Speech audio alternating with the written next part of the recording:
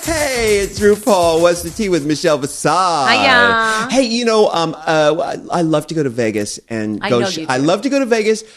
I always stay at the Mandarin Oriental, which doesn't have a casino, which is so decadent. To go to a hotel in Vegas that does not have a casino. I feel like I've stayed in a Mandarin Oriental before. You probably have in New But York. then we broke up, so then I stopped. Yeah, exactly. Yeah, but you broke up with. I hope you got to keep your jewelry. I did. Yeah. And then go next door to the Crystal, which is the world's, at least in the United States, most posh shopping center.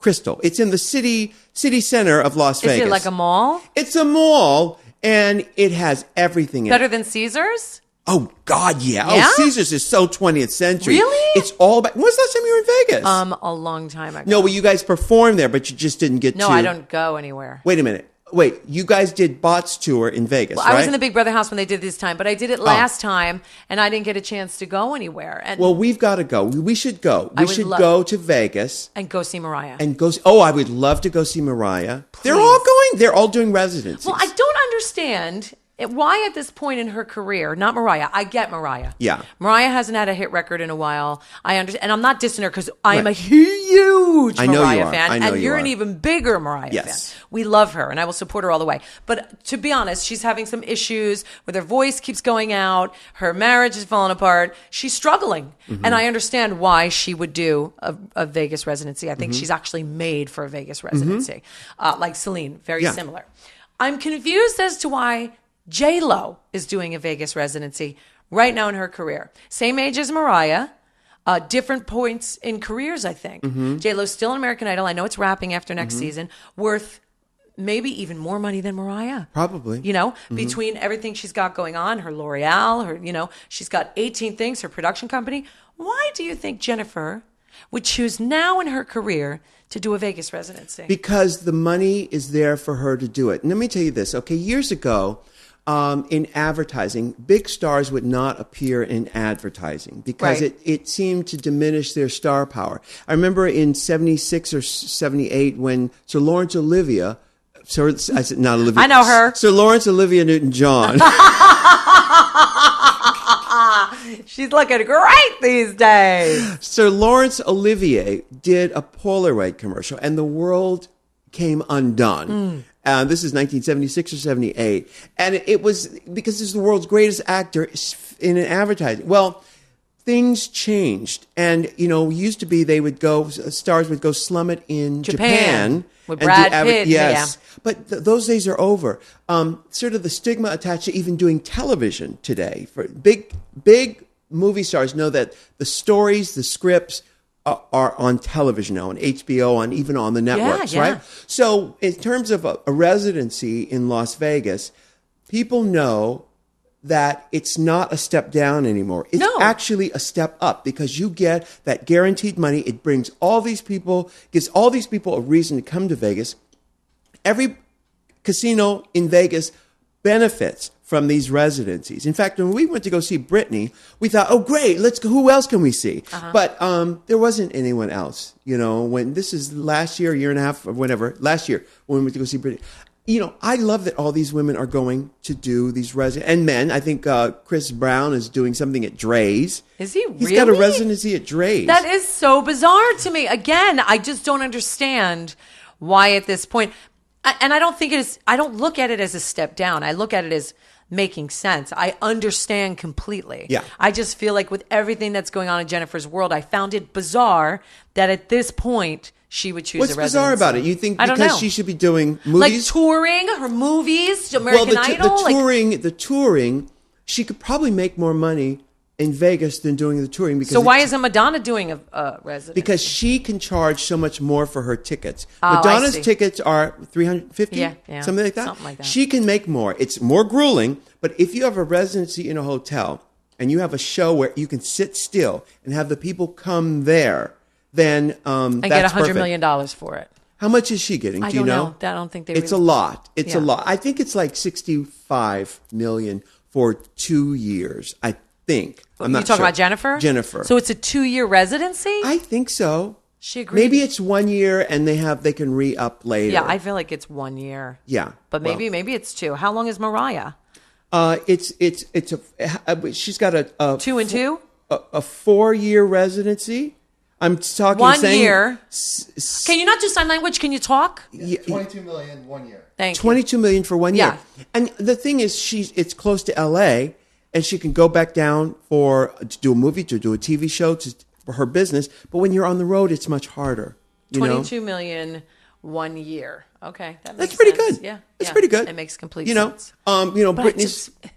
It makes sense, the money, but she doesn't really need. I guess nobody can say no to 20. No, you do need the money because it costs a lot of money to run a household, a business. There's a lot of people on the payroll. Yeah. People have a warped conception of when you make a certain amount of money, how you're able to maintain it. You have to keep working. I guess this is what, if I can speak on the people that don't have money like that, I think what we think of is, we're going to live the same way we live now if we made, I don't know, $2 million.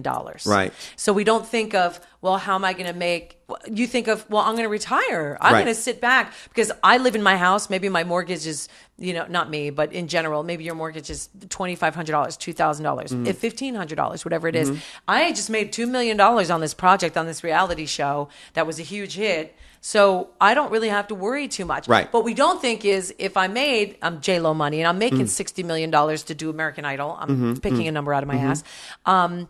I'm not going to live in my 3-bedroom home anymore. Right. I'm going to go buy a mansion and a Bentley. Yeah. And therefore, I'm going to have a chef and somebody's going to have to pay these people and keep the upkeep. So I get it. I get it. Yeah. And actually, when you do more things, you actually make more money. You get more done. Yeah. I like being busy because when I'm busy, I can actually do more things. Yeah. So I cannot wait to go and see J-Lo's show in Vegas. Me too. Mariah, I love it all. I don't gamble, of course, except with my life. But I need a reason to go to Vegas. I want to see Mariah so bad. So we're going to have to do that.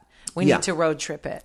Hey, so we've got a special guest coming up. We've got Laganja Estranja. Yes. Now, she was an interesting character on the show because we got to really see her melt down. I think she had a lot of inner turmoil, a lot of inner struggle, because I think it was very new to her, and we'll talk to her about it, but I'm pretty sure this was everything that she did not expect it to be.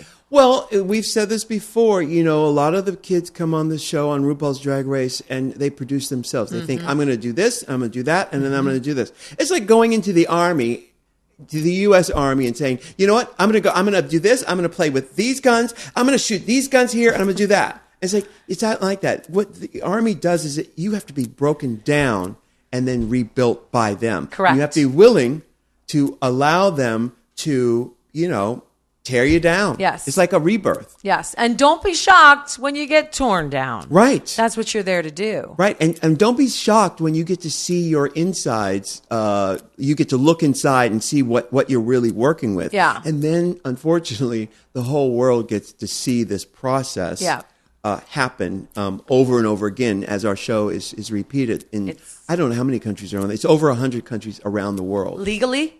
Illegally, yes. Legally, actually, it is. Over 100 countries around the world. It's amazing. Through Netflix and all that kind of stuff. Gets to see RuPaul's Drag Race. It's remarkable. She went through it, but she's come a very long way. Yes. It's always interesting to hear their process with this. Oh, it's very interesting because you don't know what's going on in their head. And I have to tell you, it's so easy for everybody to sit behind the little keyboard warrior and judge. And unless they're up there doing it or going through it, don't speak for her. Don't assume it was anything. Let these kids speak for themselves and tell their point. It's not easy. It's always easier from the other side. Right, because we talked about this too with Big Brother. I mean, you were a fan of the show, and then having seen it from looked at love from both sides now. I did the launch night of the Civilian Big Brother in the UK a couple weeks ago. And the winner of the last Civilian was sitting next to me. Her name's Helen Wood. And she wouldn't look at me when she was talking. And she was talking about how the gay kid, one of the gay children who's on there now, I fell in love with him because I did the entrance interviews. Fell in love with him. You would eat him up. She was saying how sick she is of him going in there. He had a really hard time coming out to his mother, and he came out 2 years ago, and he still feels like he's proving himself, and he wants to do this to show his mother that he really is a good guy. And she's like, you know what? I'm so sick of that. Everybody uses this as an excuse to win the public over. And I said, do you have any idea what it's like to be a closeted child and want the love of your mother? How dare you say that. People they just think that what their thought is right. They don't know what it's like to walk in these kids' shoes. They don't know what it's like to get up there and be judged. So unless you know, you need to shut up. So all y'all on Twitter that are passing judgment and got something to say about me, got something to say about these kids, you need to shut up until you know both sides of the story. That's right. That's well said. Well said. Well, we will get Laganja Estranja's side of the story when we come back from this break. Great. Squarespace. My goodness. I'm in love with this company. I got to tell you. I love anybody who makes things that seem complicated really easy to decipher. It just makes sense. It just makes sense. Yes. Now, Squarespace, of course, is where you get to design your own website. We don't need a web designer and all that stuff. You can do it yourself. And they've made this so easy. Listen, you can get a free trial at squarespace.com with no credit card required. How easy is that? Yeah. And now Squarespace recently launched their latest version. It's called Squarespace 7, which is a completely redesigned interface, new templates, and this incredible new feature called cover pages. Making a website has never been easier, kids. Listen, when you're ready to purchase a plan, get 10% off with the offer code RU. That's right. It's just that simple. That's squarespace.com, offer code RU. I want to talk about bobbypins.com for a minute. You know, they carry so many gorgeous, high-quality synthetic wigs that are heat-safe. That's right, they're heat-safe and professional styling accessories to help get you and your wig projects done right, baby. Yeah, you be fried, dyed, and laid to the side. They also specialize in custom-made and styled wigs for drags, burlesque, and the theater, You can even wear their wigs every day if you want to. You know, I like to wear a wig every single day of my life if I could. Their quality wigs and professional styling supplies are at a really competitive price. They even ship worldwide. Now, to be honest, I've seen several bobby pin wigs on my girls. I'm not going to name names, but everybody loves bobbypins.com for their wigs. They have lace front wigs that start as low as $50. You can't beat that. Now, when you're ready to get your own Bobby Pins wig, go to bobbypins.com and get 20% off with the offer code RuPaul. That's right. It's Bobby Pins, BOBBIEPINZ.com with the offer code RuPaul. Laganja Estranja is in the house tonight. Yes, God. Yes. And she is wearing this gorgeous jacket, with this 80s London leather jacket, like it's a motorcycle jacket. It's almost like a waist length half motorcycle jacket with severely padded shoulders. Which we love. Yes. Which we love. And Michelle, I'm sure I've seen you in a pink version Baby of pink, it, yes. a white version of with it. fringe. Yes. You got to have it in every color. That's what it is. That's what it is with the North Beach leather. Beach leather. Remember that? Did they go out of business? Way long ago.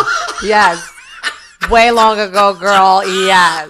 Oh my God. And so you have you ever heard of North Beach leather? I haven't, darling. No. I must be honest. No. Yes. I haven't heard of it. No, but I'm it's sure an it's 80s fabulous, thing. and I know you rocked it down. It was fabulous. It was really expensive. One jacket was like $800 to $1,000. And So. it's Oh my, this is less expensive. $800 is not even leather. It was leather. It was leather. Back in the 80s, there were a lot of cows that died for that jacket. No. Well, listen, they're going to die from something anyway, right? No, don't go there. I was about to say, I can't endorse that. No. But you sitting up in here in a red leather jacket. Well, maybe if I had a fashion company behind me, then I would be endorsing it. Yes. But today it's just Camden Town realness. Yes. Now, what year were you born in? 88. In 88. So are you sort of like, obsessed with 80s fashion, that Of course. silhouette? Of course. I love the bright colors, the shoulder pads, the patches, the neon hair. I live for it. 1988. When's your birth date? December 28th. I'm a Capricorn. So, Capricorn. Yes. Oh, I love I know Capricorns. her, Yes. December 28th, So did you 1988. get the raw end of the deal because it was Christmas time? It's so funny. Everybody asks that, but I have amazing parents, so I definitely got a good Christmas and a good birthday. You're lucky. Yeah. I'm very lucky, very Yeah. lucky. And they always send me cards still to this day, like on holidays, send me Wham, which is walking around money. I love that. 80s reference there. Is that Tina Turner's birthday? I don't think so. December 28th? I thought, But if it is, that would be sickening. Yeah, I think Tina Turner is born on Who do you December share your 28th. birthday with?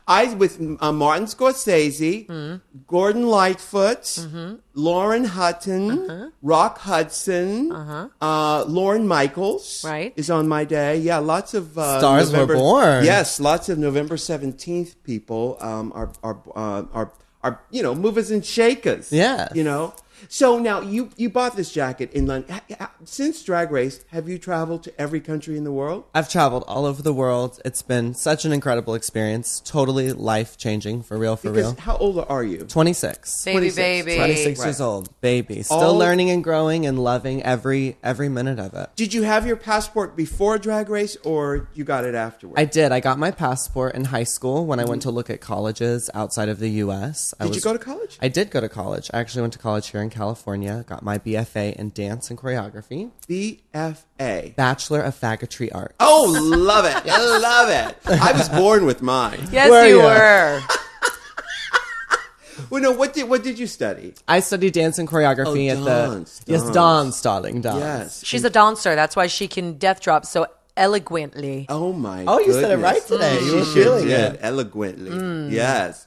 My goodness. So when your parents send you to college and you say, they say, well, what do you want to major in? And you say, dance. What was their first reaction? Yeah. Well, my parents actually have been very supportive from the, start of everything. I went to an arts high school before college. So they had already geared up for the, idea that this is what I would be doing. Well, not drag, but that art would be what I would do for the rest of my life. You went to arts high school in Texas? I did. It's Booker T. Washington. Ooh, Booker T. Booker T. Yes, Booker we have T. many fabulous alums from our school, including Erykah Badu, Ooh. Nora Jones, Roy Hartgrove. So I was, in the midst of, star making from a very young age. Sure. And where is Booker T. Washington? Booker Art? T. Washington is in Dallas, Texas. It's in Dallas, Texas. Well, now, okay, I'm going to test you here and myself. Okay. What was Booker T. Washington famous for again? Oh, I knew you were going to test me on something today. I said I should get my safari ready. Yeah. He did something very important. Uh-huh. I know I think that. Booker T was Mr. T's cousin. Oh, I wondered about that. Yes. Booker T. Okay. Something for the movement rights. So, okay, see, Yes, I always 'cause get he him confused with Grover Carver Washington. Grover, Carver George, Washington. no, hold on. George Washington Carver, right? and Grover T. No, Grover Washington was the flutist. That's Grover Washington Jr. Junior, right? Well, I know who Mr. T was. Booker T that. was a civil rights activist. See, I knew he had something to do with the movement. Right. He and not bowels. And Right. He had different conversations with several different presidents of the Yes. United States Yes. over the black storyline in the USA. He was Martin Luther King before Martin Luther King. Yes, that's right. That's right. But this is in the 1800s and stuff like Right, that. right. Yeah. So now he has this art school. So Booker T is the president of this high school Oh, okay. in Dallas. Yes. Booker T. Washington Art I wonder High how an School. arts high school gets named after a civil rights activist who... Did he have anything to do with the arts? Well, black folks are very artful, Yes. It's Yes. not, that wasn't the question. Sure. Not at It all. made sense to me. I went with it. Sure. Why not? Well, we needed to name something after him because he had done so much for the black folks. Okay, I'll work with so that. we said, look, give him a high school. Give him a arts high school. And Yeah. it will be the best arts high school there was, honey. Exactly. It was better than mine. Well, so this is in Dallas, and Erykah Badu went there, and Nora somebody- Jones, that's a and powerhouse somebody right there. Hartgrove, who is Roy some- Hartgrove, he's a trombonist. Okay, Very famous trombonist. And you studied dance there. I studied dance, yes. And so, and then how did that turn into becoming a drag queen? Good story. Well, but all roads do lead to drag. Absolutely. Even if Yeah. you are a biological woman or a biological man, all roads lead to sort of a super exaggerated version of yourself. Of you course. know? I totally agree. I think something, drag has always been something that's been in the background, that I suppressed. I grew up in musical theater. I remember seeing the speech that's in a chorus line that the guy gives. It's a serious part of the show where he gives this speech about how he has become a drag queen. Yeah. And that when his parents see him, they basically say, we love you, but we can't condone this. And I remember as a kid seeing this at a very early age and being like, oh my gosh, is that going to be me? Is that going to be me? Right. So it's something I've always kept suppressed, but. And so, and that's from A Chorus Line. You saw the movie version or a play version of it? Both. Okay. I grew up in the theater. My parents started taking me to, Broadway shows at a very young age. So that was my idea of a fun time. People like sports. Only child? No, I actually have an older sister, but I was pretty much raised as an only child because my sister was out of the house by the time I was maybe 10, 11. We're about 10 years apart. Yeah. So we did have sort of upbringings as an only child, if you will. And now explain to me parents who were so loving, and because I wouldn't know, who would take their kids to Broadway shows and put them in Booker T. Washington Arts High School and all those kinds of things. Who are these people? How did you find them? Well, at first, my parents aren't perfect. They make mistakes just like everyone else. And I think that's what makes them so special is, even from this process of being on the show, before I was on, they were pretty much against drag. It was not something that they saw for me. They've spent countless hours and money, building this dream for me to be a, musical theater star or choreographer. And so for them, when I was doing drag, it was just sort of like this big letdown. And I don't think they saw it with clear eyes, but that's the most amazing thing about my parents is that they will look at themselves and they will take that time to think, hey, like maybe he is right or maybe I am wrong in this. And now we have like such an amazing, strong relationship. And I know you always say, bringing families together, but it really is real. Well, it really is real. So were they into music theater before you got into it? Yes, or are absolutely. they the reason you got into it? Absolutely. My parents love art. My dad grew up in the church and the choir, and my mom is a writer. And so they both have a huge appreciation for especially live art in particular. Right. So I grew up around music and dance and set building and lights, from a very young age. Because I remember, do you remember seeing pictures of Laganja Estranja in sort of character clothes as a kid? Yeah, in totally. shoes Yeah, and all that completely. Stuff. Yeah. And rhinestone little jackets. Honey. Yeah. And, I know, that's why I'm always like, when they were surprised in the beginning, I was like, are you for real? I mean, you had me under lights and rhinestones and makeup at such an early age. I mean, Cabaret was my favorite musical, which That's is a like good one. So naughty and very sexual and very much drag related. I mean, there's a lot of drag in that show, and I remember dressing up as that character at like 7, 8. My sister took like photos of me for her school project. So, as I'm saying, the family has always been very involved and very supportive. So I don't know what it's like to not have that. And I'm very, very lucky. And the more I get older and the more I see other people's families and the way, we're all raised differently, I begin to, a little feel guilty sometimes because, I was a brat. I definitely, wasn't as appreciative as I could have been growing up. And so now I'm really trying to like take that in and do better. I think, like I said, just like my parents, I have that same beautiful gift of looking at myself and saying, okay, I don't like this, or, this isn't exactly how I want it to be. Like, how can I change this? And that's something that they've instilled in me that I think is, so priceless. So with Laganja Estranja, if you had your dream show, I'm sure you know them all, what show would you place Laganja Estranja in? Well, would it be Cabaret? Would it be Chorus Line's one of the best shows ever written. Marvin Hamlish, I mean, you can't get better. So I'm going to give her a minute to answer this, but when you see Laganja Estranja, Michelle, I wasn't even thinking about that. She was just talking about Chorus Line earlier, and I'm thinking she knows what she's talking about. She's got 2 of the best musicals ever written that she just talked about. Is that Candor and Ebb is chorus? Wait a minute. Candor and Ebb is Cabaret. Yes. And of course line is Marvin Hamlish. Is Marvin Hamlish, right. And choreographed by Fosse. Fosse. Chorus Line Fosse was about Fosse. Yeah, but it's... I don't know choreography. You would know that. You're a dancer. It's R. We should know I'll it. look that up. Robbins. Is that Jerome Robbins? Yeah. No. Really? He did West Side. Michael Bennett? I think that's Michael Bennett. It is, and he was against Fosse that same year. Correct. For but of course, Pippin, Line's supposed to be about. Yeah, it is. Yeah. Like people like Fosse, who are very intense. And Correct. I forget what he was up against them. I think it was Pippin that year. Wow. And they didn't win. They were. I don't know what we're talking about, but yeah. Now, Laganja, speaking about musicals, Bobby Pin's founder, Bobby Slotink, actually got his start designing wigs and doing hair for the theater. That's right. He has been working nonstop in the theater and decided to create his own wig company called BobbyPins.com. They have high-quality, affordable lace front wigs. That's right. He's been working in the industry for over 10 years and has been fortunate enough to design countless wigs for colleges, regional theaters, all around the country, and numerous off-Broadway shows. Has worked in, the hair department, forever.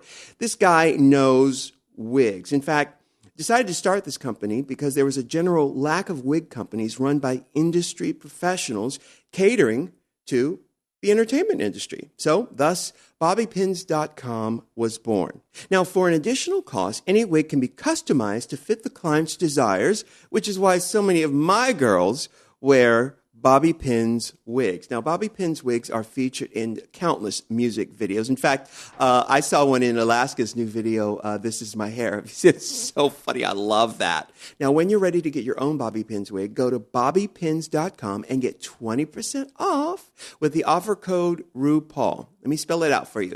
It's Bobby Pins,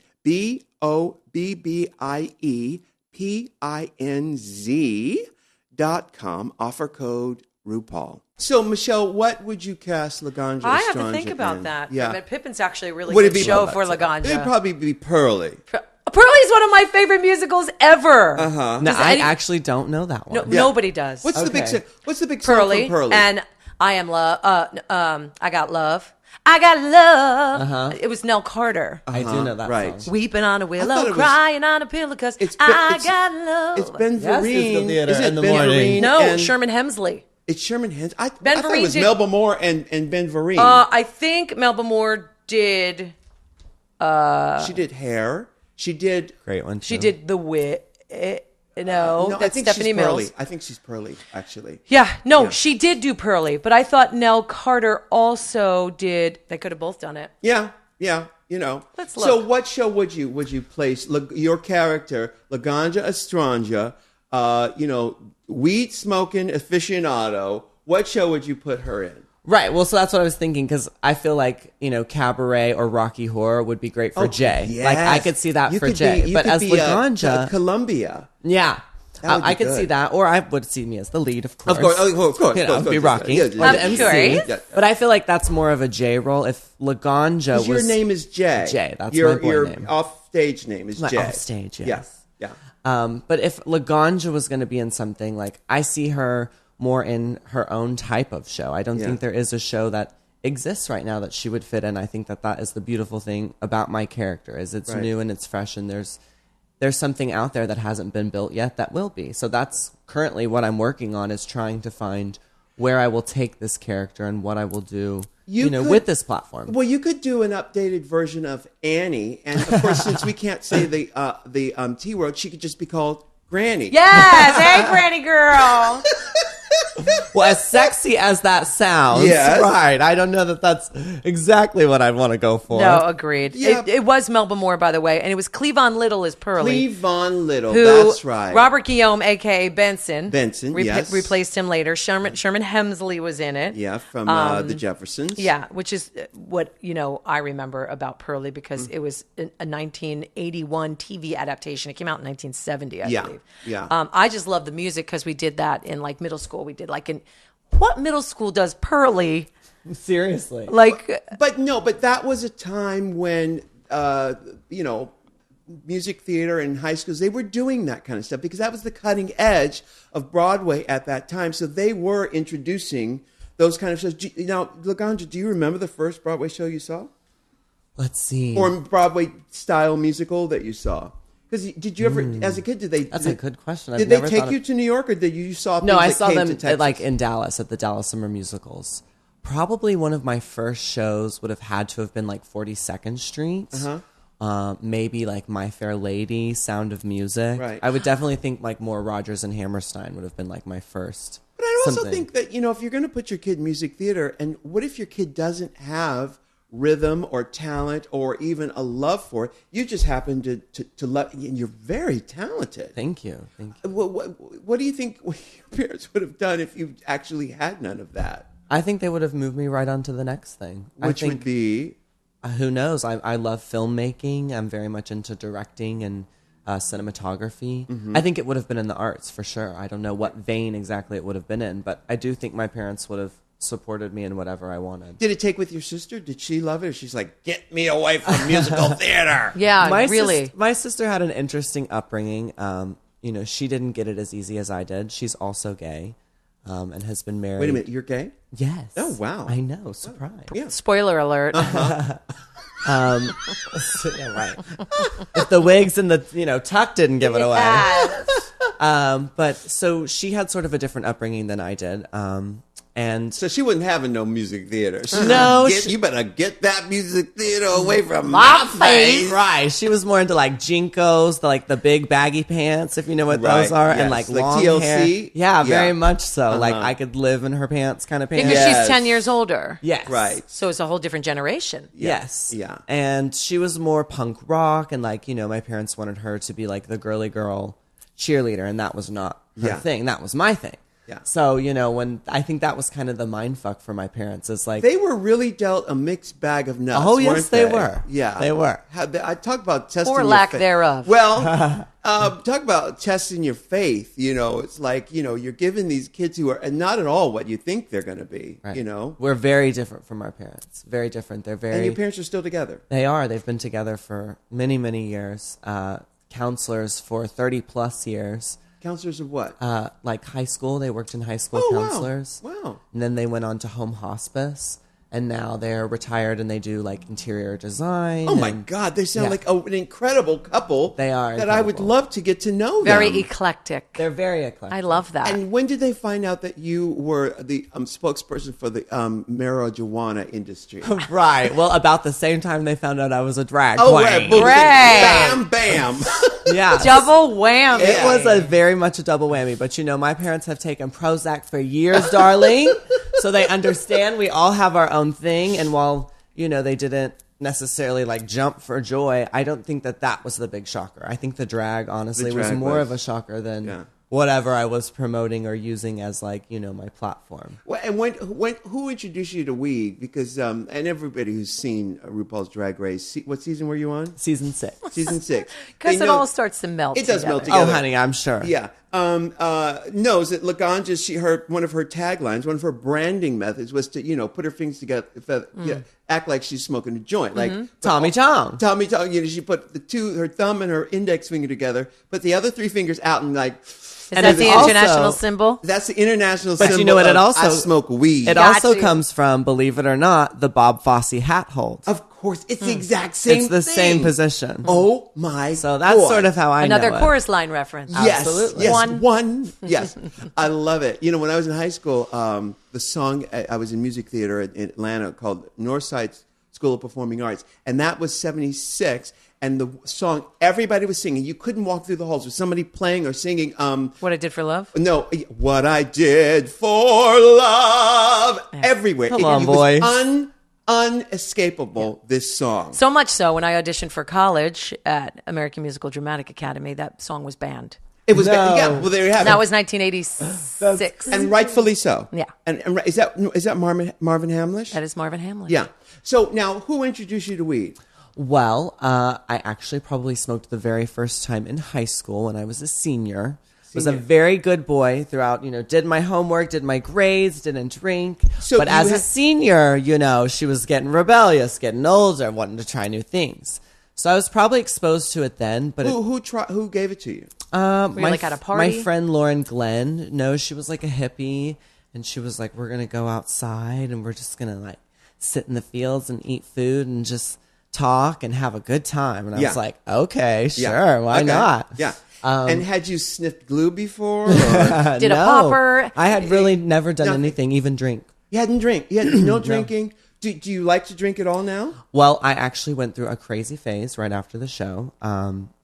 As you may know, I had a hard time on the show and an even harder time after the show. Well, we're going to talk about that. I'm sure we are. Yeah, yeah. And so I turned to drinking, and I had kind of a really crazy trip, but I'm happy to say that I'm almost 6 months today without anything but marijuana, so I'm very, very proud of that. I love that. Now, I want to talk all about the show and your life after the show of RuPaul's Drag Race. More with Laganja Estranja. Isn't there a third name in there? No, but there could be today, honey. Yeah. Laganja Trying to kill us? Estranja, Laganja Ranja, Manja, honey. You can throw whatever you want in there, baby. I love the way you say it. Well, no, I love it. Okay, so we'll talk more with Laganja Estranja right after this. Squarespace, people. Yes, Squarespace. It takes a village, people. It does. Actually, you know what the truth is? At Squarespace, it doesn't take a village because you can do it all yourself. You can build your own website with so much ease. And that's what the beauty of Squarespace. You can get a free trial at squarespace.com with no credit card required. Now, that's half the battle right there. Mm-hmm. They recently launched their latest version called Squarespace 7. Is that like Deep Space Nine? It's similar. Okay. Similar to that. But Squarespace 7 has a completely redesigned interface, new templates, and an incredible new feature called cover pages. People, making a website has never been easier. In fact, so many people have written to us telling us that their experience of building a website is so easy and breezy that they want us to take a look at it. In fact, you've got an email from Toby King. Is that right? Do. It says, "Hey, RuPaul, I felt compelled to write in and gush at you over how much I enjoy these What's the Tea podcast. Keep them coming. I'm in the process of starting a clothing label. That's fun. And needed a platform to sell my screen printed designs from. So after setting up Merpola, MERPOLA.com, I had my very own website in no time at all. Now, here's the thing. You can customize their templates until they look completely unique, which I do want to say as a sidebar outside of this note is so important because some of these other ones, you get stuck with all they have and you can't customize them. Right. That's huge. That's huge. So you can customize. They look unique. Keep tabs of how many daily visitors browse on your store, even how they got there, what they clicked on to get there. These are all stats that a webmaster would want. Yes. The information and data it provides so far has been beyond my expectations. It's really helped my small business thrive. Huge fan of yours and Michelle. It's not always easy being a Drag Race fan here in London, but we all do our best. I think they're talking about pirating techniques. Please come and visit someday. I've got a pint with your name on it. All the best, Toby. Oh, that's so sweet. Actually, I saw his website and I love what he's doing. He's got this T-shirt that has a phone that says "Enslaver." Oh my God, that's so true. I love that. And listen, being a Drag Race fan in the UK is actually going to get a lot easier, and we'll talk more about that later. But listen, I love what he's done, and I love that you guys are enjoying Squarespace. Now, get a free trial with no credit card required just by going to squarespace.com. And when you're blown away and ready to confirm a plan, just use the offer code RU. It's just that simple. Get 10% off. And when you're really, really getting a great deal like this, you really want to celebrate. You want to send us what you've done because we're dying to see what you've done with this. Hey, thanks again to Squarespace, and keep sending your websites to RuPaulPodcast@gmail.com. And remember, it's squarespace.com, offer code RU. R-U. We are back with Laganja Estranja from season 6. Sickening, honey. Yeah, I'm always interested to know from the girls what their life is like before, after the show, what they expected, how different it is from what they expected. What was your life like after the show? Well, it was a whirlwind. I mean, immediately once I was announced, it was just like, I woke up and social media was a blur. My best friend who literally runs my life was like, okay, we got this to do. And, it was just sort of like the suitcase got packed and I just hit the ground running. So at that point, you had already done the show. And then Correct. After it's announced, that's when all the craziness So happens. after the show's over, you go back home and you work for $50 again. And it's really amazing. And you just wait until it's announced and you just live in that 3 months of just feeling poor and waiting till you're not. It's fab. How you said 3 months? Isn't it longer than 3 It months? is 3 months. It is longer than 3 months. I think it is longer, but the announcement is not. The show doesn't come on for like another 5. But Right. I think we finished in July. We film in the summer. The announcement doesn't come till like Till December So or you're right. January. It is a couple more It's like months than 6 months. 6 months. So you're sitting tight, sitting on a secret, so Sitting to on a speak. big one, yeah. Yeah, 5 months, 6. Yeah, it's a long time. It is a long time. It is a long time. And the cool thing and the crazy thing about it was like, your life is going to change. So you're trying to prepare for something that you really can't prepare for at all. Yeah. So it was this weird limbo. And like right after the show was over, I was, super off my mind, had, lots of questions. And Right after it was over. Right, you mean after it had aired? Is that after what I got kicked off. Like right after I got kicked off, In filmed with TV Michelle time. in TV Yes, time. I had to go like home and hide out for like a month. home to Texas. Texas. Oh. Because you were living here in LA. And well, I was smart too, and I knew that if I came out in LA, the people who knew I was on the show would know I got kicked off. So that was something that I thought of too, like, oh, I need to go home so that no one will know when I got off the show. Okay, so after you got kicked off the show of the taping, yes, you spent the time after that in Texas. Waiting for the rest of the people to get kicked off and all of that. Right. Until it was all done.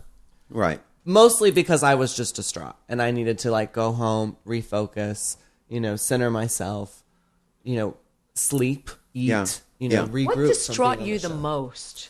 What was it? Was it the hours and the fact that you really work like a dog and people don't realize how hard the show is? Because everybody watches it and you know this, and everybody thinks they can do that. Yeah, I got this. I did too. Yeah. I absolutely did. Everybody does. It looks like so much fun. Oh, why is she so stressed? Girl, please just glue that rhinestone on and work it. Right. I mean, it really does. Really, that's what it looks like.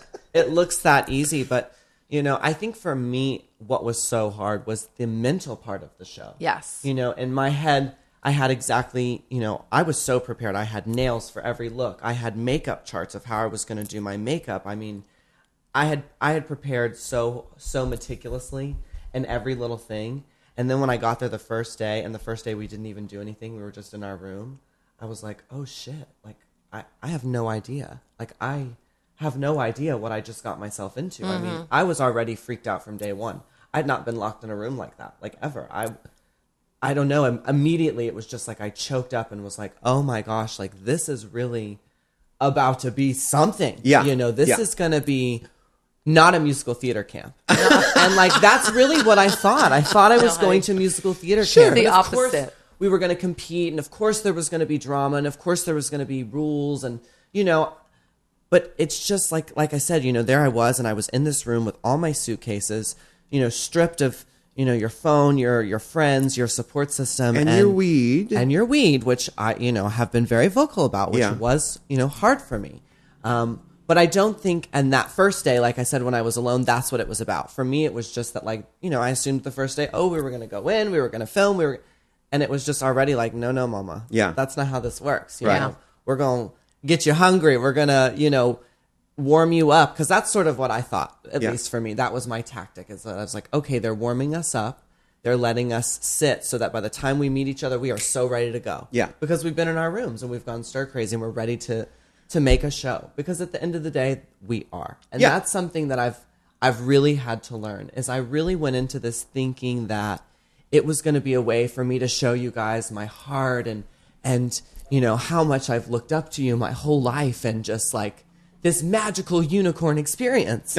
And it's not. I mean, there really are ups and downs. In that way, it is like a boot camp. It's just like when you go, you have to break a person down before you can build them back up. And I love on Judge Judy, where she says, listen, I know you've come with a prepared speech, but I just need you to answer my questions, because she has a method to get to the truth or the realness of what is happening. And that's why she's in charge. And that's why she's in charge. And that's why you're in charge. And that's why I can't watch other court shows, because they let people just talk and talk over each other. I can't even hear that. I like her to take the lead, and so you get there, you're sequestered in your room. The first day you get on set, walk us through this process. Mm-hmm. So the first day, they told us we were going to have to be there at drag at 7 a.m. Mm-hmm. So that meant we would be getting up at 3, very early, especially for me, because, I didn't really know what I was doing, to be very honest with you. That's why I had those makeup charts. That's why I had all of that, was so that if in doubt I freaked out, I had something to go back to.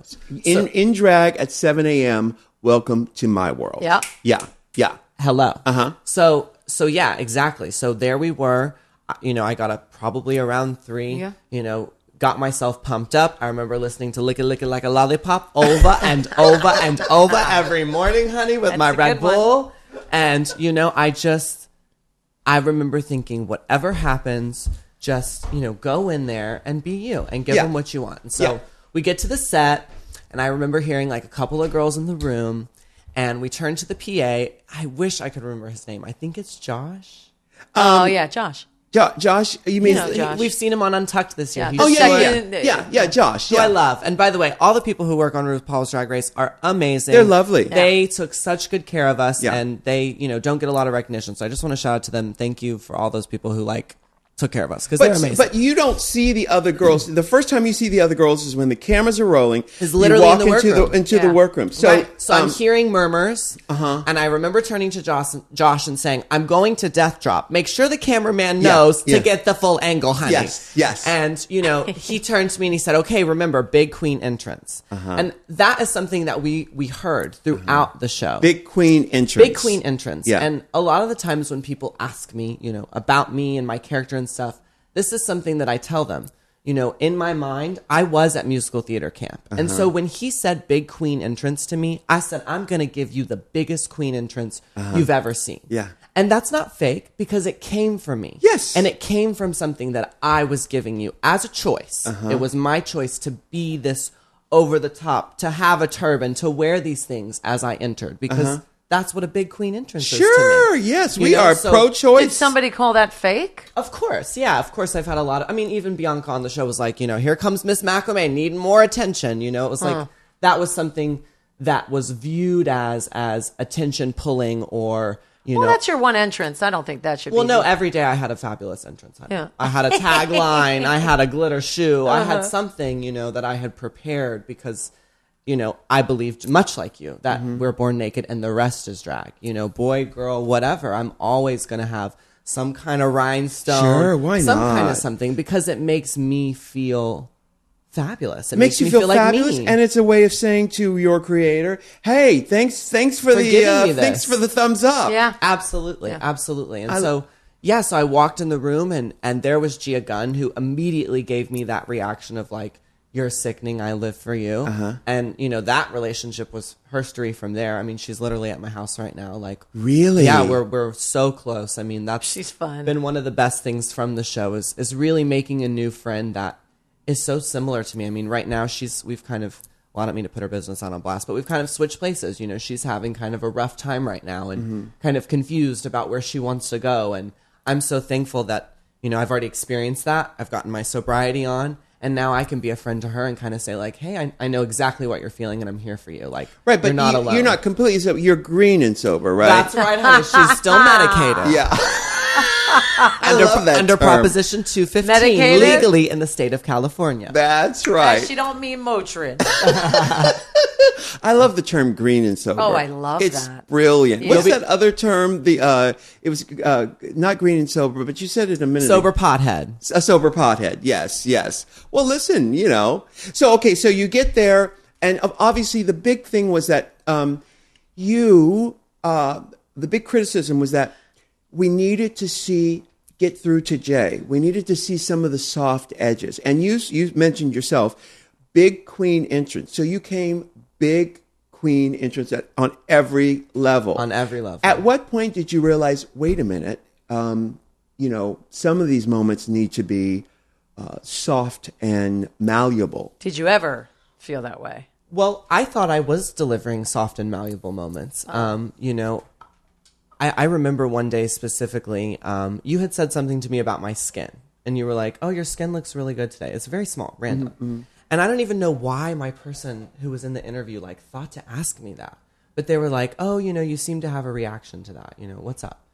And I told them about my OCD and how one of the reasons I got into drag was to cover up my skin from my OCD. I have skin picking, which is where you pick at your skin as a nervous tick. Huh. And so one of the reasons I started drag was to cover up these scars that I would create on your my face. And I remember telling this story and seeing the camera woman cry. So they were there. They just weren't always present. Mm-hmm. And I think that when I was on the runway, even coming here today, you guys make me nervous. Mm-hmm. We have a tendency to do that unintentionally. But in such a neat way. Do you know what I'm saying? Mm-hmm. And so what you saw on the runway, it was amped up and it was turned up, but it was coming from a very, real place. Mm. I am silly and I am over the top. And I hear you. You needed to see those soft moments, but that's just not when they were coming out. That's right. not. Yeah. It was hard to be soft with you guys because I was, cinched and padded for the first time ever. I'd never padded before the show and sober with a tuck, which I definitely never felt that before. Sober with a tuck. Yes, honey. That Sober should with be a the tuck. name of your autobiography. You know, you never see that in a Craigslist ad. No, damn it. Sober with a tuck. Yeah. So there was just a lot of emotions, and you know, of course, I think at the time I was trying to give you guys what you wanted, Sure, what I course. thought you wanted. Yeah. And I think now watching it, you know, I would give myself what I wanted. Yeah. Right. If you know what I mean. Not in a selfish way, but just I don't think I was able to breathe. Right. I right. never took that moment to just Literally and breathe. figuratively. Yeah. Exactly. Yeah. I think was that happens. always on 10. My Red Bulls were just nonstop, and the Yeah. cigarette smoking was just. It was just. I was always up here. But I think that happens a lot. And you and I have talked about that in this podcast before, is these kids go in thinking that they're going to do what they think we want to see. And they try to produce themselves, especially the younger ones. And you're a younger one. Absolutely. Because this is their chance. And we're sitting here going, okay, no. Right. What we're telling you is we see that already. Yeah. What else? Right. We want to fall in love with who you are, not who your character is. Right. Because we can see who your character is. We got it in the first 3 seconds Yes. who your character is. Yes. And that's what we're trying to get across. I, unfortunately, have to wrap it in some tough coding because that's who I am. I know it's not easy. Especially for the young ones, I get frustrated because they think they know everything. Not you. I'm saying I was they, about to say, as I the younger definitely ones. didn't know shit. No. I was not No, one you of were, those and you were girls. open to it, but you were defensive, Yes. and a lot of them Very. are, especially the younger ones, because especially if they do, and especially season 7, I ain't gonna pull no punches. They do one thing and they do it well. And my whole goal is to say, okay, so after this one thing gets tired, what else you got up your sleeve? Yeah. What do you think Madonna did? We waited for magazine Absolutely. covers to see that bitch change her look. What do you think? Every artist, Rihanna changes her look, Beyonce, every single time, because people get bored. We're a nation. We're a world of needing more. We're Yeah. a world of ADD. Well, especially with technology now, and everything's right. moving so much faster. It's literally at our Correct. fingertips. Oh no, everyone's an insatiable bottom, basically. And that's the way they should be. And you've got to feed the whole. And I've said it many Yes. times. It's true. Yeah. And if we don't get more than just what you want us to see, then Rue and I are going to run dry, just Yeah. like my hole, if it's Yes. not filled. Or kind of like her vagina. Yeah, it's kind of like your vagina, mama. No, but it's true, and you know, we see it time and time again. Was there a point when you got that, because you broke down in Untucked? Yeah. The You very really- first episode. Was it the first episode? Yeah, but the big one. I had that one drink, slammed it to the head after 4 days of nothing, honey. Oh, girl, she was drunk and emotional. but the very attacked right now one happened later. that was the last one. Yeah, that was the one with the door, and then Bianca was stirring the pot. So that was later on in. Right. That was the last I feel very attacked. How did you get to see the shows? Did you see it in a club, or did you see it at home in the fetal position by yourself? Right. Well, I saw it somewhere in between. I think I was in the fetal position drunk at the club. So I think that's actually where I saw it, to be real honest. Oh, hence the sobriety. Yes. Right, right. So tell me about that. What was the takeaway for you from the whole experience of being on this show around the world? You know, it's playing somewhere in the world right now. It's right somewhere in the world right now. You were saying, I feel very attacked right Yeah, now. yeah. Right now. And I live. And Yeah. I'm so thankful. My life has changed. I mean, completely who I am today. When people, you know, see me now and they're like, oh, why weren't you this person on the show? Because I wasn't this person. Mm-hmm. This is somebody that I've become, and it was such a gift that you've given all of us. It's just hard. It's hard for me not to be emotional because I'm just so happy today to be here with you and to say thank you for just changing everything. I look at life so differently now. I look at myself differently. I look at art differently. I'm a stronger person even though I'm crying because It's got nothing to do with strength. it doesn't. But, you know, you do realize that as tough as I was on you and as tough as, you know, Rue is in judging and picking a queen, it's because Rue saw something special in you. Absolutely. And because I know that you had more. We loved you. We Absolutely. believe in you. We know that you have that talent. That's what we were digging for, pushing, because you do yourself a disservice by not allowing it. Yeah. I think, not you, just you. You kids in general that come on the show and be like, fuck you, bitch. I ain't listening. I'm trying to hear what you say. Right. I'm fucking fierce, and that's the end of it. Yeah. You're doing yourself a disservice. Agreed. Because there's so much more that lies beneath. And if you let it out, you'll see that there's nothing you can't do. Right. If you keep it trapped in, then you're just stifling your own career. Right. Absolutely. You know? And I think that's what this process did for me, and yes, it was publicly, and that was a very hard thing. Sure. But I feel now like if I can get through this, bitch, I can get through anything now. Yeah. I really can. And I've learned, because for a while, like, I remember when I got kicked off the show, I was like, I can't believe Rue didn't come back and give me a hug. Like, just for the record, Rude just gives no one a hug. I know, of course not. Y'all are filming. He doesn't have time to. Yeah. But I remember thinking, like, after all these books I've read of you and, like, you're just such... I was like, I can't believe that. Yeah. And then they want me to film with Michelle the next day? That was fun. Oh, hell no. And then I had to film with her. And I remember you coming in the room. I dyed my hair green. I had a green jacket. Like, wore all I green. was just pissed. I had sunglasses on. I was like, fuck this bitch. She left out 3 pins. Pins. You're supposed to take the clothes out, lay them out. Let me see what you were going to wear. Yeah. 3 pins on the table. Everything else was packed. I was bitch.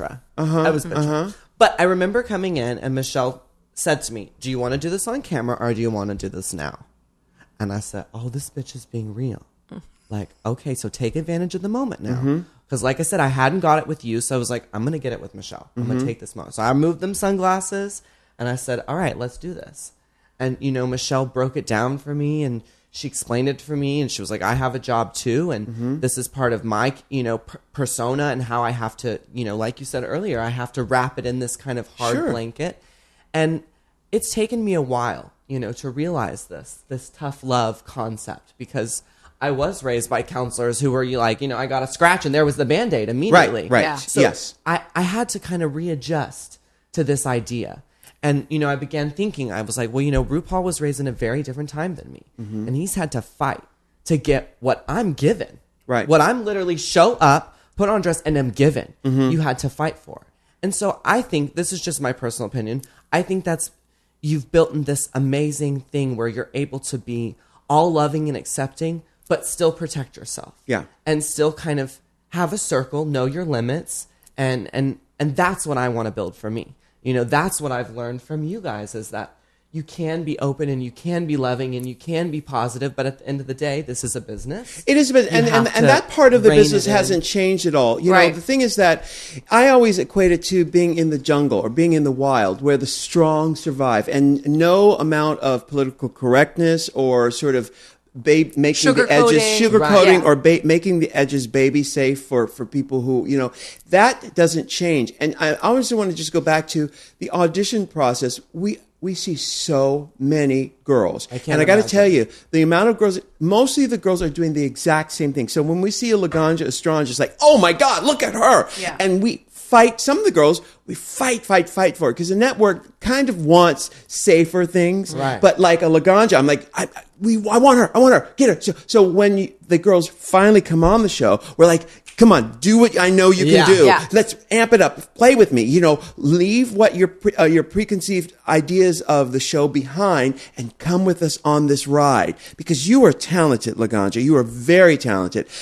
I'm going to ask you this. Do you think that you got on the show too early in your own personal development? Well, first off, I don't believe anything happens without a reason. So, no. I believe I was supposed to be on the show when I was on the show. However, if I had waited, do I think I would have performed better? Maybe so. But that wasn't what this process was about for me. Mm-hmm. It was about learning who I am. It's a journey. Becoming, the the Laganja that I am today, sitting in this living room at 12 o'clock. Like, it was something so different than what I thought it. Mm-hmm. Yes, it kickstarted my career. Yes, it's done all of those things that I wanted it to do. But moreover, it's like I said, it's changed who I am as a person and how I look at moving forward. I think like, I am building a tougher skin and I'm learning that like it's part of this process to be able to open up but protect yourself. There has to be that both. And I think for me, I went into the show and I opened those wrists and I said, slit them, you can have everything. Like I gave so much. And I think that's why I had such a hard time off the show right after, is because I literally, I went for it. That's why it's like when people accuse me of not being real, it's like, are you kidding? Well, who wants to cry and act crazy on TV? I mean, that was very real. It was a 24-year-old artist who was exploring TV for the first time with his heroes, sitting in front of him, watching his every move. So, that's what you saw, and that's why I own it, and I'm never going to be one of those girls who blames editing or anything like that. No, you can't. And I love it. Right. I mean, I really do love it as much as, I wish I'd done things differently or whatever. Like, I'm able to now look back at the show and laugh and appreciate, because there are gifts all over there. Have you seen your gifts on Twitter? Of course. They're amazing. Do you ever rewatch your season? I don't. Yeah, I don't. To be honest, but I am at peace with it, and I do think one day when I have kids, like, it will be an awesome thing to be like, do you want to see something your dad did? Like, really crazy? And I'll pull it out, and I will laugh, and I will cry, and I will love it. Do you know what I mean? But no, it isn't something that I'm tuning in weekly to watch but myself. I don't think you should be ashamed of it. No, I'm not ashamed. Yeah, I think what you delivered was great, and I think it was authentic. I think you did try to produce yourself, and that's what we got, because you wanted to give good TV. This is your first time on TV. You're thinking, I'm going to give them. I do believe in my heart of hearts that you did believe that you were giving everything that you had. I think the downfall, again, which happens a lot, is you just... The criticism hurts because you think, but wait, look what I've given you. Right. How could you not see it? And it's like we're going, but baby, we can see it. Right. But listen to what we're saying. And most kids that don't get it, and by kids I mean all of you, it's because they don't want to get it. They don't want to hear it. They don't. That's it. The journey stops there. Well, I equate it to, there was in Santa Monica here in Los Angeles, there's a trapeze school. There's actually one in New York also. And I've been... A trapeze school. A trapeze school where you pay money to go and learn how to do the trapeze. The key to learning how to do it is to listen to the instructor on the ground. You can't see them. In the moment, you have to jump off of the high. I don't know how high up this thing is, but it's very high. Yeah. So your instinct is saying, "Oh my God, I'm going to die." Right. But I'm old enough to know to take direction to hear what the forces who are watching this thing from a perspective that I can't see, to say, "Go there, go left." I excelled so much at this trapeze school. I can't tell you. It's so much fun. Because you have to let go. Wait, you did it? I did it. Are you insane? No, absolutely. And it was one of the greatest moments of my life because it proved what we're saying. Oh my God, here. how did you do that? With all your tall lankiness. That's what I mean. No, I did it because I listened to the instructor on the ground, him saying, now release the pole and grab hold to the person who is going to grab me. You have to do the... You did that? There is a net, Michelle. There is a net. Funicello? It's still scary. You have to do... Not a net Funicello. You have to do what you're being told. And a lot of times when you're in the heat of the motion... You have to be able to trust what those other voices are saying. Yes. Can I add to that? So when you're standing there in front of your hero, in front of your idol, let's take me and everybody else out of it and just Ru. And Ru won't say what I say, but Ru says it in Ru's way because Ru's America's sweetheart. Yes. You have to trust that this queen here you're not going to find any bigger ever in our lifetime doing what Ru does. Absolutely. You have to trust that Ru knows what she's talking about and that if she's supporting and I'm there, she knows exactly what I'm talking about as well. You don't have to change the way you look forever. We're asking for one thing. Yeah. If you deliver it, I can guarantee not only will we be happy, then the nation will be happy, but I can guarantee with all my heart and soul that you're going to look in the mirror and go, why didn't I do this sooner? Right. Why, right. Look at what I'm looking at. Yeah. She was so right. Yeah. He was so right. I promise you. And then you can go back to doing what you're doing. Sure. It's so simple. It's so hard to listen when you're in that moment. Exactly. It's such a defensive womb that we put ourselves in. I just did it in Big Brother. It's such a place where it's like when you look on the outside and say, girl, if that were me, oh no, I would be like, bitch, but when you're in it, it is a different place. Right. So all the kids out there, and I think you can agree, Jay, that all the kids that are auditioning and the new ones that are coming in season 8, it takes everything you've got to be and be who you are and create your character and learn. It takes even more to listen. Yes. But that's the key. It is the key. It is absolutely the key. So, well, listen, we are going to keep following your career. I know that you're traveling around the world. Have you been to every continent in the world? I've been to so many. We've been to Singapore, to Manila. Have you been to Australia? Oh. All 7 cities there. We did a UK tour, Scotland, Ireland. Alyssa today is on her way to Dubai. I mean, it's just amazing. Goodness. I've never been to Dubai. I haven't either. And my girls are going to Dubai. Yeah, girl, they've been there already. Yeah, All of them are going. did. Yeah, DWV was there. Oh my goodness. I love that. The now defunct, rest in peace, DWV. Yes. I love that. And I'm so proud of you. And I'm so happy that you were on the show. And you're such a talent. Those death drops, my goodness, it's crazy. Nobody does it better. They really don't. In fact, Laganja is in the upcoming season of Skin Wars. And that's amazing. Yes. Were you a model? I was. A model? Yes. And she even graced us with one of her death drops, which I'm sure you'll be seeing in the promo for this show, which starts very soon. I love that. So thank you so much for being on the podcast. Let's get skintoning. Yes. Well, thank you for real for having me. And like I said, I mean, you've changed all of our lives, and it's such a gift. And, you know, even if I didn't get that hug, I got so much more. And I just really, really thank you from the bottom of my heart. I hope you know that. You're so welcome. You're so welcome. Let's hear it for I'm going to hug you now. Yay! Let's hear it for Laganja Estranja. Love you guys. Thanks for listening. Super Bye. Proud. Bye. Can I get an amen? Can I get an amen? If you can't love yourself, how in the hell you gonna love somebody else? Can I get an amen? And don't forget to subscribe on iTunes. If you can't love yourself, how in the hell you gonna love somebody else? Amen.